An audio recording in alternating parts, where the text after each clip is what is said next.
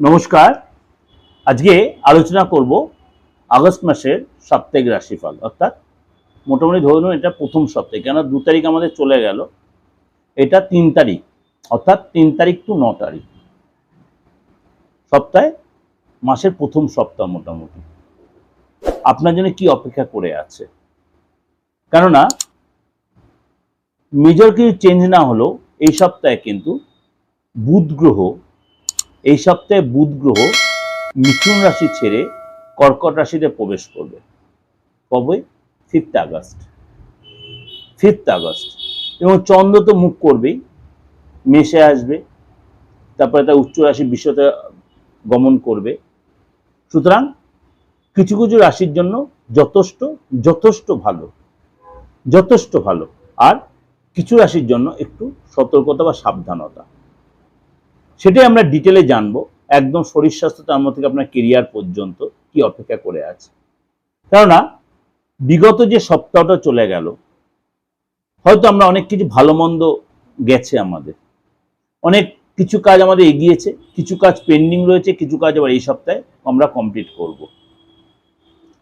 সুতরাং এই সপ্তাহটা আমাদের কাছে, যেহেতু মাসের প্রথম সপ্তাহ, অলরেডি আপনারা আমার মাসিক রাশিফল তো ফলো করছেন বা করবেন সারাটা মাস জুড়ে, এবং তার সাথে সাপ্তাহিক রাশিফল যদি ফলো করেন, তাহলে আপনার অনেকটাই উপকৃত বা অনেকটা আপনার এগিয়ে যেয়ে থাকতে পারবেন, যে সারাটা সপ্তাহ ইন্ডিভিজুয়াল আপনার কেমন যাচ্ছে।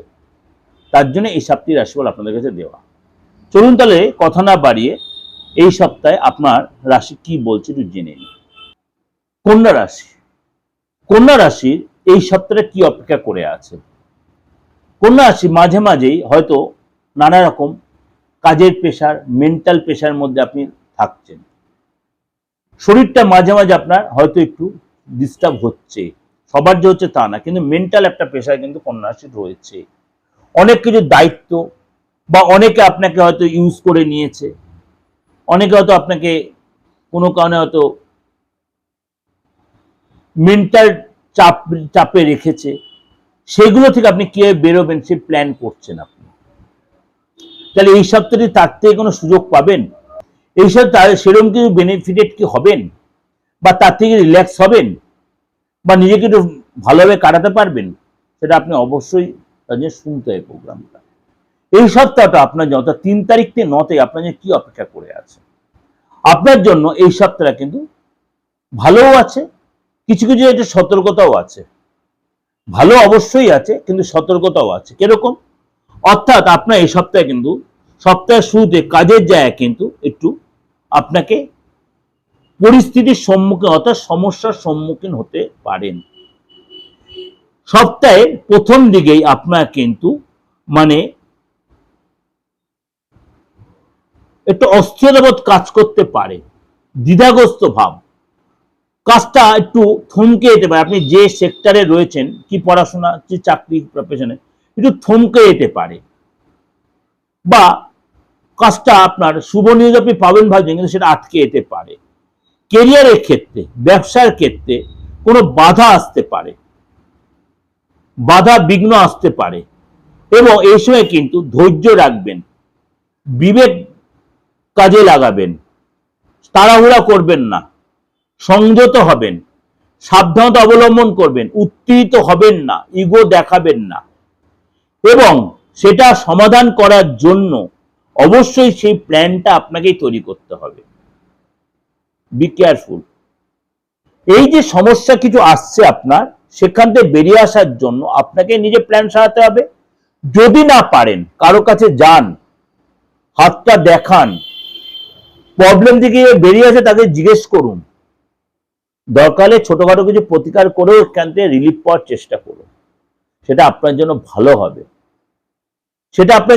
হবে।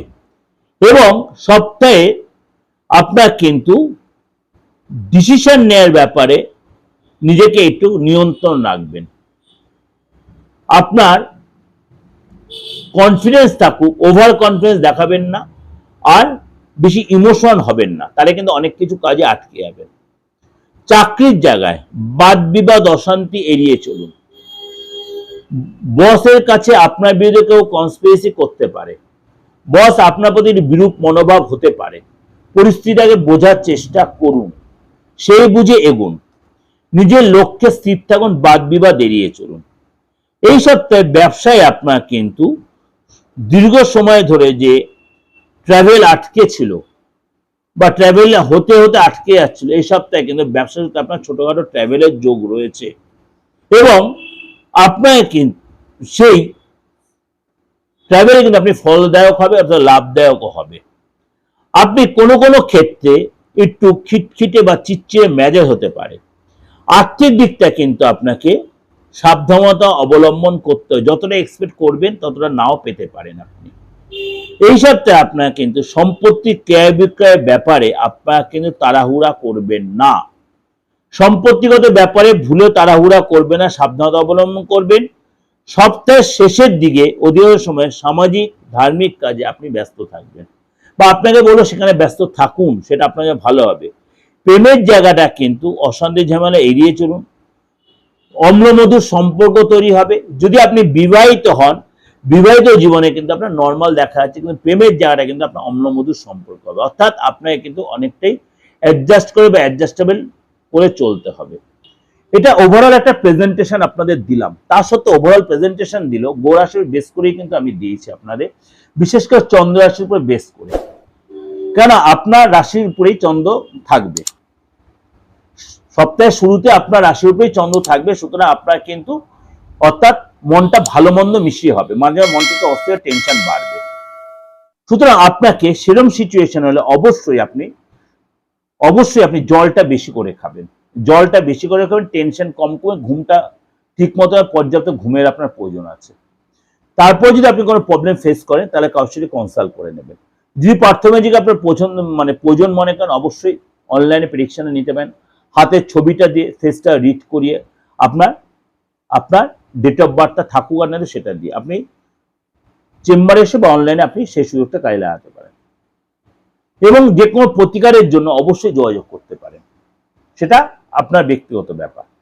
তার জন্য যে নাম্বারটা রয়েছে 891073259433960106। আপনাদের একটা কথা বারবার বলেছি, তন্ত্রে বা অ্যাস্ট্রোলজিতে তন্ত্র হচ্ছে এমন একটা জিনিস, ওটি মানে অপারেশন থিয়েটার।